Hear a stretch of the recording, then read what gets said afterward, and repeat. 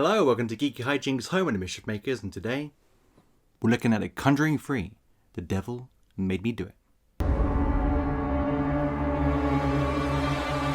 So this was my first trip to the cinema, guys, see The Conjuring Free, and I loved it. As soon as you sit back in those chairs with the smell of the popcorn and the surround system, it all comes back to you. It makes you realise why cinemas are still needed in this day and age. So guys, I'm going to touch on the Conjuring films very quickly. I love the first one, I think it's great. When it first came out, scared the absolute crap out of me. I was like behind my hands the entire time, trying not to crap myself. Watched it not too long ago and it still holds up today. The second one though, I'm not really a big fan of the second one. I still think it's good, I think it still has got some really good scares.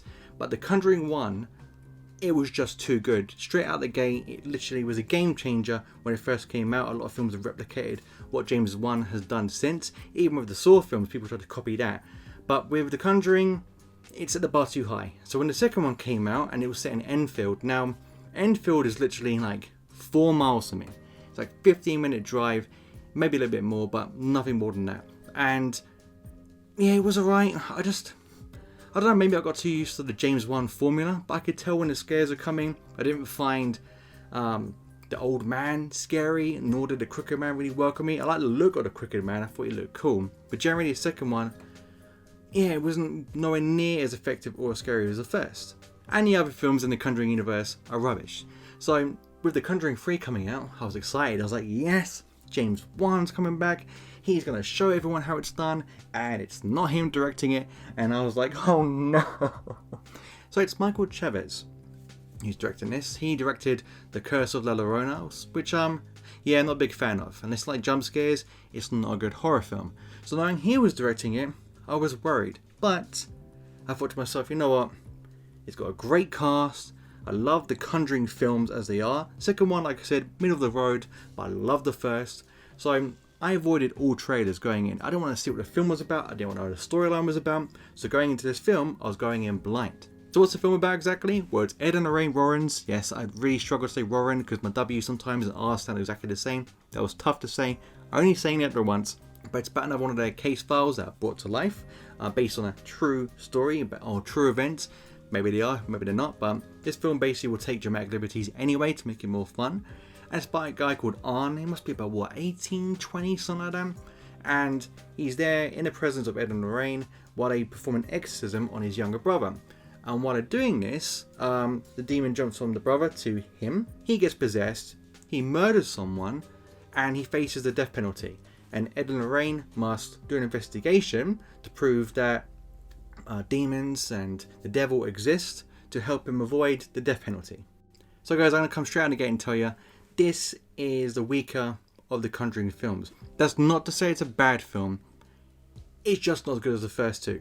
The first one, I don't think any Conjuring film will touch again. It's just too good. The second one, while again I had a few issues with, like I wasn't scared too much of it, it still had that James Wan feel. It still was a good Conjuring film. This one did something very different, which I can appreciate, but it kind of half-assed it, and I'll explain why.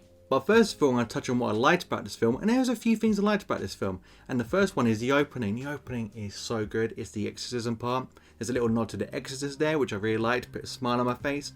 But it's really creepy, really well done, and probably one of the best exorcism scenes I've seen since the first Conjuring. So in the beginning, I was like, whoa, this is amazing, this is incredible.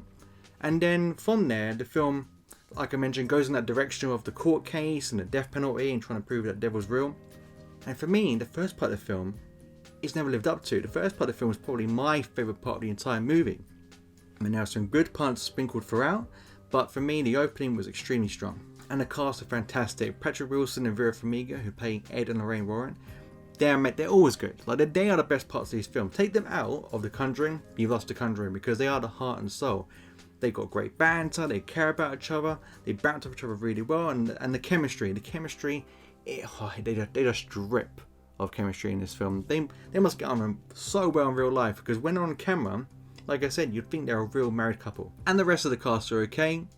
They do the job. For the parts they're playing, yeah, they're alright. They can't stand up to Patrick or Vera, but at the same time, the guy that plays Arn, he's pretty good. I'm not gonna lie to you, he does a good performance. And the little kid's good when he's getting exercised. I was like, oh, screw having that kid in your life. But the rest of them are okay.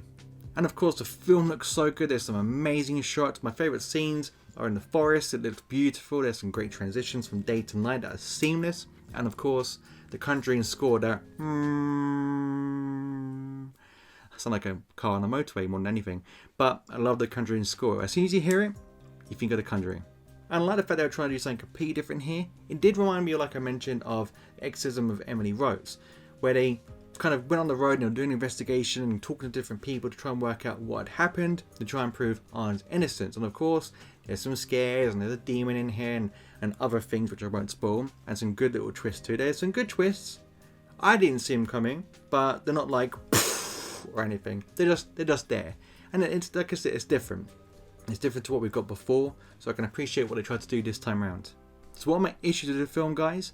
Well, I'm going to start off with the absence of James Wan, because you can feel it like a punch in the face. You can clearly feel that he wasn't here directing. He may have had a part to play, but he wasn't behind the chair calling the shots, and you can really feel it. And I was thinking to myself, how can I explain to you guys what I mean? Like, what do you mean you can feel James Wan didn't direct this? And I'm going to use Jurassic Park as an example. Now imagine The Conjuring 1 is Jurassic Park 1. Spielberg made Jurassic Park 1 and James Wan made The Conjuring 1. And they set the bar so high. Jurassic Park with its special effects, and at the time it was just amazing, like it broke records. The Conjuring 1 was a game changer in horror movies at the time, with its scares and its atmosphere, and James Wan behind the helm. He was just a game changer. Lost World came out, Conjuring 2 came out. Both serviceable sequels, not as good as the first, but still very good. And they felt like they were directed by the people who directed the first films. Then comes Jurassic Park 3 and The Conjuring 3. Both directed by different people, both with the same name, dinosaurs, well, not in The Conjuring 3, with actors in each that you like, but they feel different. Jurassic Park 3 doesn't feel like a Spielberg Jurassic Park film, same as The Conjuring 3 doesn't feel like a James Wan movie. I was expecting like a court case horror film where Arn is in and out of jail, in court, in front of the jury, in front of the judge, trying to prove his innocence while Lorraine and Roran do the investigation. Lorraine and Ed. That's not happening. You better get a second in court, and when you do, it's like, done, see you later, it's over. There are some good twists in this film regarding the threats, but they're not threatening. I watched this in the cinema with about 30 people, because again, we're just coming out of lockdown. Cinemas are ridiculously expensive, the one down my road anyway. So it was fairly packed, and I didn't hear anyone jump or scream or anything like that, which leads me to the biggest failing of this film. It is not scary. There are parts in this film I'm like, you know what, I like what they're going for. It's different, they're investigating, it's more outside of what we normally expect from a Conjuring film. But the scares are just not scary. They're kind of embarrassing how they tried to scare you. And I knew I was in trouble after the exorcism scene. Once you get, that exorcism scene's amazing. Once you get past it and they show you what kind of scares you're going to get, then you know, oh no, this film is not going to scare me at all. And I think it got me once with one creepy little scene in the hospital. That was it. Everything else, you can literally see the film coming a mile away. And I say every time, less is more. Show less, give more. Jaws barely saw the shark. It was scary as crap. When he did say it, it was shocking because of how big it was, and you built up to it.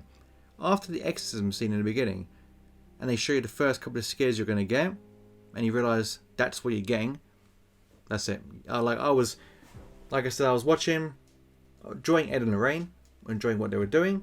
Like, it was like interesting that they were using a curse instead of, say, a possession. I thought that was very cool. But yeah, like, didn't give me what I wanted. Overall, guys, this film is a serviceable horror film. It's not bad, it's not great, it just does the job. If you want to watch a horror film that brings nothing new to the table, doesn't change any games, The Conjuring 3 would be perfect for you. If you love all the Conjuring films, from the Annabelle, Conjuring 1, The Nun, and you want to see all of them just to stay in the know, go for it, go watch it. And if you like a horror film or two, watch it as well, because you'll probably have a good time, but don't expect to be blown away. The best parts of the film for me were the lead, the way the film looked, the way the film sounded, and the concept. They tried to do something different, but they really kind of didn't.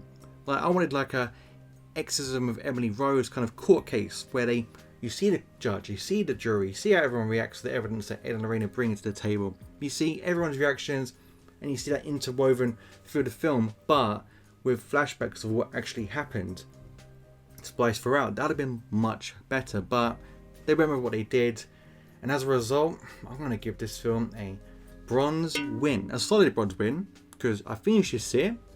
It's not bad, it's not good, but yeah, maybe next time. So guys, that was my review of The Conjuring 3, The Devil Made Me Do It. Did you like it? Did you hate it? Was it a snooze fest? Or the greatest film we've ever seen? Come back to the comments and let me know, because I genuinely am interested. And if you like this video, drop me those likes, because it always does help. But until next time, stay out of trouble.